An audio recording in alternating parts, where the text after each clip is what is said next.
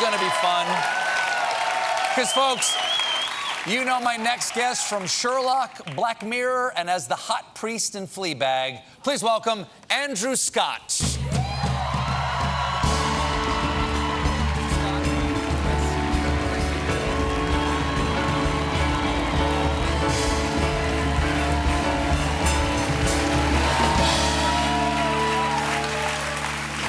Hi there. Hi.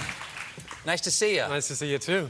You know, I'm a fan of many things that you have done. Oh, wow. But I am. That's a good start. I so love, like a lot of people, I so love your character of the priest.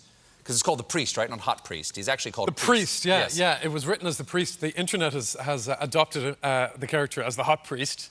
Yes. But no, it was written as the priest because otherwise I think I would have been kind of intimidated, you know.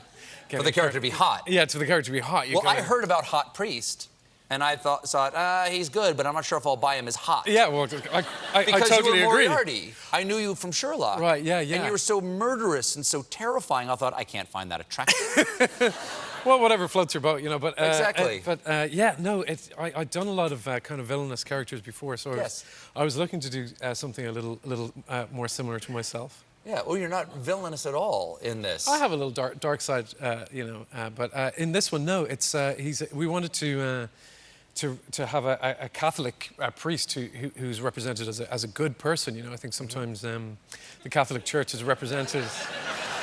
Well, they only have themselves to blame. Well, they do a little. But yeah, we wanted to Speaking have... as a Catholic. Yes, yeah. Well, I was brought up Catholic myself, and so when we first started talking about this character, we wanted him to be, you know, a good man who has a genuine dilemma, you know, between his love of this woman and his love of the church, and you know that's a real dilemma for a lot of people, and so we wanted it to be a real, not just like a gimmicky love story. So the fact that the world has embraced it is really genuinely cool. And you know, the Pope has just come out this week talking about opening up the discussion again about allowing priests to get married, which I really welcome. I mean, even just to, yeah. Sure, I think that would be lovely.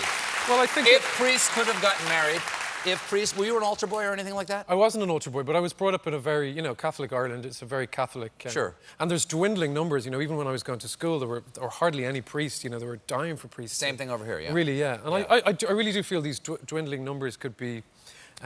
we could do something about them if people were allowed to Yeah, I think if married. I could be married, I think I would have considered it. Yeah, exactly. I love an audience. Yeah, absolutely. I think even it's an audience the same of one would be nice. Yeah, you know? right. Yeah, nice I to think make him laugh. I think it's really true, and I think this you know, the mindfulness and spirituality is something that people of my generation are really into, because there's a sort of gap in the market, you know, because I think people feel a little let down by so the whole priest thing has been incredible. Now, very quickly here, you're in an upcoming series called Modern Love, which is based on the New York Times column of the same name. Articles, yes, indeed. Yeah, it's an eight. Yeah, it's an anthology episodes. series. Yeah, and there's little half-hour films, and got great actors in it: Anne Hathaway and Tina Fey, and lots of Dev Patel, incredible actors. And each story is different, so you can watch. They're all different types of love stories. Each different forms of love. Do you have a favorite love story? Well, I feel like all drama is sort of love in some way, but the one for me is, I played Hamlet a couple of years ago, and Hamlet, to me, is the greatest play ever written, and the greatest, weirdly, to my mind, it's the greatest love story, because it's about familial love and love for your country, love for your parents, romantic love. He's not a good boyfriend. He's not a good... He's a bit of a downer. He is. But there's at least Fleabag didn't end up in a pond. Well, but yeah, he's got. There's a huge amount of comedy, you know, in Hamlet as well, and that to me is that's the greatest love story ever. And you know, it's about a young man who's got mental health issues. I think it's incredibly prescient. He's depressed. Yeah, he is.